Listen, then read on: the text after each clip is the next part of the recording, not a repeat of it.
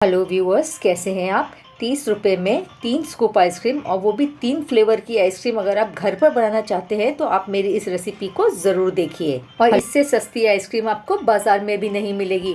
न whipping cream, न condense milk, न मिल्क पाउडर, न जीएमएस, न सीएमसी, फिर भी इतनी टेस्टी और बढ़िया आइसक्रीम बनी है घर पे। तो चलिए रेसिपी शुरू करने से पहले मैं मिक्स्ड सीजन्स में सभी दर्शकों का एक बार फिर से स्वागत करती हूँ। जब भी आप आइसक्रीम बनाएं ना तो हमेशा गाढ़े दूध का इस्तेमाल करें, इससे आइसक्रीम बहुत ही क्रीमी और सॉफ्ट टेक्सचर की बनती है। तो चलिए मैंने यहाँ पर 500 ml गाढ़े दूध का इस्तेमाल किया है।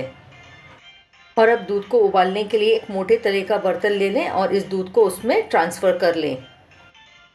आप चाहे तो कच्चा दूध भी ले सकते हैं और उबालकर ठंडा किया हुआ दूध भी यहाँ पर ले सकते हैं।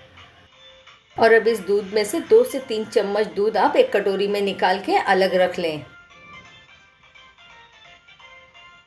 और अब इस कटोरी के दूध में हम 2 चम्मच कॉर्नफ्लोर ऐड करेंगे। अगर आपके पास में कॉर्नफ्लोर नहीं है ना तो आप यहाँ पर अरारोट का इस्तेमाल भी कर सकते हैं। दूध और कॉर्नफ्लोर को अच्छी तरह से मिक्स कर ले जिससे इसमें कोई गांठें ना रहें। और ये कॉर्नफ्लोर आइसक्रीम में बहुत ही क्रीमी टेक्सचर देता है। और अगर आप 1 लीटर दूध की आइसक्रीम बना रहे हैं तो 3 से 4 चम्मच कॉर्नफ्लोर का इस्तेमाल करें। अब हम दूध को गैस की फ्लेम पर रख देंगे और ध्यान रखें कि हमें इसे लो टू मीडियम फ्लेम पर ही उबालना है। और दर्शकों, वीडियो पसंद आए तो इसे लाइक करें, फ्रेंड्स और फैमिली के साथ में शेयर करें और सब्सक्राइब भी ज़रूर करें। और बेल बटन आइकॉन प्रेस करें जिससे मेरी नई नई रेसिपीज़ की नोटिफिकेशन आप तक पहुंचती रहेगी। दूध में एक अच्छा सा उबाल आ गया है। अब हम गैस की फ्लेम को लो ही रहने देंगे। अब मैं इसमें ऐड करूंगी 5 से 6 टेबलस्पून चीनी यहाँ पर आप अपने स्वाद के अनुसार कम या ज़्यादा कर सकते हैं। चीनी डालने के बाद में दूध थोड़ा पतला हो जाता है तो इसे 4 से 5 मिनट तक धीमी आंच पर उबलने दें। दूध थोड़ा और गाढ़ा हो चुका है। अब हम इसमें डालेंगे कॉर्नफ्लोर का पेस्ट और इसे ना बहुत धीरे धीरे डालें और एक साथ ना डालें। एक हाथ से चम्मच से इसे हिलाते रहें और दूसरी तरफ कॉर्नफ्लोर का पेस्ट आप डालते रहें। जैसे ही दूध में कॉर्नफ्लोर डालते हैं दूध यहाँ गाढ़ा होना शुरू हो जाता है। इसे आप लगातार चलाते हुए मिक्स करते रहें जब तक कि दूध अच्छी तरह से गाढ़ा नहीं हो जाए। और आप आइसक्रीम बनाने के लिए ना एक बार यह बेस बनाकर तैयार कर लें तो आप इसमें अलग अलग फ्लेवर की आइसक्रीम बड़ी आसानी से बना सकते हैं। बच्चों को तो खासकर अलग अलग फ्लेवर की आइसक्रीम खाना बहुत पसंद है। तो इस तरह घर पर आइसक्रीम बनाएं और पूरे परिवार के साथ में एंजॉय करें। तो चलिए, दूध यहाँ अच्छी तरह से गाढ़ा हो चुका है और आप देख सकते हैं चम्मच के ऊपर एक मोटी सी कोटिंग जम गई है। तो समझिए कि आइसक्रीम के लिए दूध यहाँ पर बनकर पूरी तरह से तैयार है। अब मैं इसे गैस की फ्लेम से नीचे उतार लूँगी और पूरी तरह से ठंडा होने दूँगी और उसके बाद में हम इसका नेक्स्ट स्टेप देखेंगे।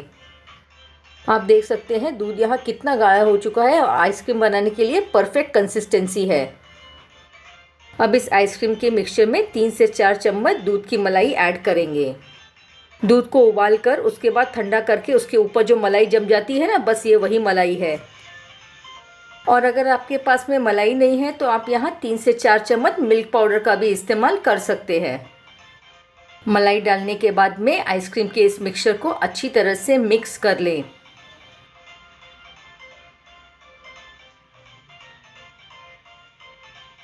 आइसक्रीम को जमाने के लिए एक प्लास्टिक का कंटेनर ले लें या आपके पास में कोई प्लास्टिक का टिफ़िन बॉक्स हो तो वो ले लें और उसमें इस आइसक्रीम के मिक्सचर को डाल दें। और अब इस आइसक्रीम के बॉक्स को एल्युमिनियम फॉइल से ढक दें जिससे इसमें आइस क्रिस्टल्स नहीं बनेंगे। और अब इस आइसक्रीम बॉक्स को हम डीप फ्रीज़र में रख देंगे और 5 घंटे के बाद में डीप फ्रीज़र से इसे निकाल कर चेक करेंगे। 5 से 6 घंटे में आइसक्रीम जमने की कंडीशन में आ जाएगी। उस समय इसे हम फ्रीज़र से बाहर निकाल लेंगे। चलिए ढक्कन खोलकर चेक कर लेते हैं। आइसक्रीम यहाँ पर पूरी तरह से तो नहीं जमी है, बस थोड़ी सी जमने की कंडीशन में आ गई है।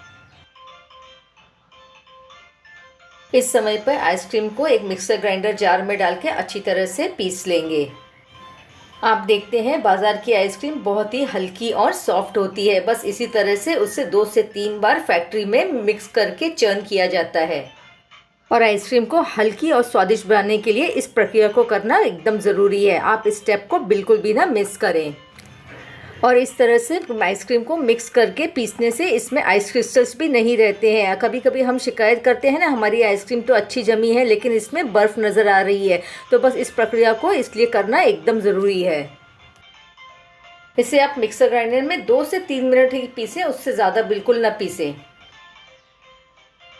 आइसक्रीम को पीसने के बाद आप देख सकते हैं आइसक्रीम बिल्कुल हल्की, सॉफ्ट और मुलायम बनी है। और आप वीडियो को अंत तक देखें, जिससे आपको रेसिपी समझने में आसानी होगी और आपका कोई स्टेप भी मिस नहीं होगा। अभी आइसक्रीम बनने का एक स्टेप और बाकी है। पूरी आइसक्रीम बनने के बाद में आप देखेंगे कि यह कितनी सॉफ्ट और हल्की बनी हुई है। तो चलिए आइसक्रीम के इस बेस को अच्छी तरह से चर्न करने के बाद में मैं फिर उसी प्लास्टिक बॉक्स में इसे ट्रांसफ़र कर लूँगी और फिर से इसके ऊपर एल्युमिनियम की फॉइल लगाएं और इसे ढककर फ्रिज के अंदर 5 से 6 घंटे के लिए जमने के लिए रख दें।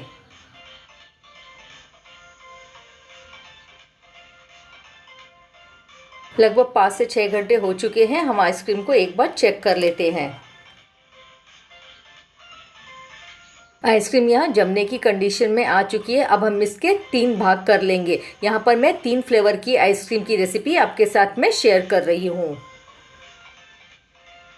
आप जब भी आइसक्रीम बनाना चाहें तो इस तरह आइसक्रीम का बेस बना लें और फिर बाद में इसे अलग अलग भागों में डिवाइड करके अपने मनपसंद फ्लेवर की आइसक्रीम बना सकते हैं। तो चलिए आइसक्रीम के इस बेस को मैंने 3 भागों में डिवाइड कर लिया है और अब एक हिस्सा मैं मिक्सर ग्राइंडर जार में डाल दूंगी। तो सबसे पहले मैं वेनिला फ्लेवर की आइसक्रीम यहाँ पर बना रही हूँ। उसके लिए मैंने 2 से 3 बूंदें ली हैं येलो लिक्विड कलर की और साथ में लेंगे वेनिला एसेंस 2 से 3 ड्रॉप। और अब इसे 1 मिनट तक मिक्सर ग्राइंडर में पीस लें और प्लास्टिक कंटेनर में ट्रांसफ़र कर लें। हमने यहाँ आइसक्रीम को 2 बार अच्छी तरह से ग्राइंड कर लिया है, जिससे आइसक्रीम बहुत ही हल्की और सॉफ्ट बनेगी। मैंने इस वेनिला फ्लेवर की आइसक्रीम को एक बोल में निकाल लिया है। अब मैं इसे फिर से एल्युमिनियम फॉइल से अच्छी तरह से ढक लूँगी। तो चलिए अब मैं चॉकलेट फ्लेवर की आइसक्रीम बना रही हूँ। तो फिर से हम आइसक्रीम के बेस में से थोड़ी सी आइसक्रीम निकाल लेंगे और इसे मिक्सर ग्राइंडर जार में डाल देंगे। और साथ में मैंने डाला है 1 टेबलस्पून कोको पाउडर और 2 से 3 टेबलस्पून डाल देंगे चॉकलेट सॉस।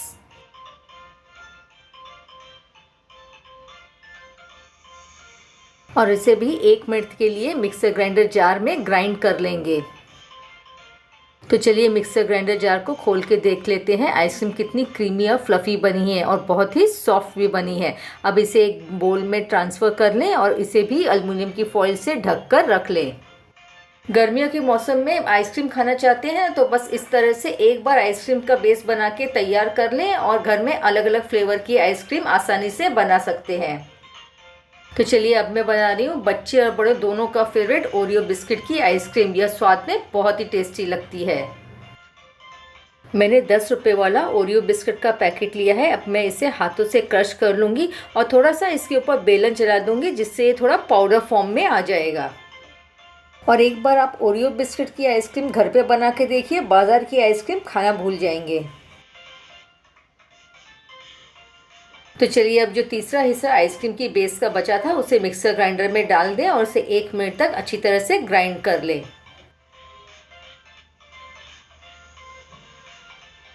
अब मैं इसे एक बोल में ट्रांसफ़र कर लूँगी और अब हम इसमें डालेंगे ओरियो बिस्किट का पाउडर। बिस्किट को आइसक्रीम में पूरी तरह से मिक्स कर लें और अब बचे हुए ओरियो बिस्किट के छोटे छोटे टुकड़े कर लें और इस तरह आइसक्रीम के ऊपर इसे सजा दें।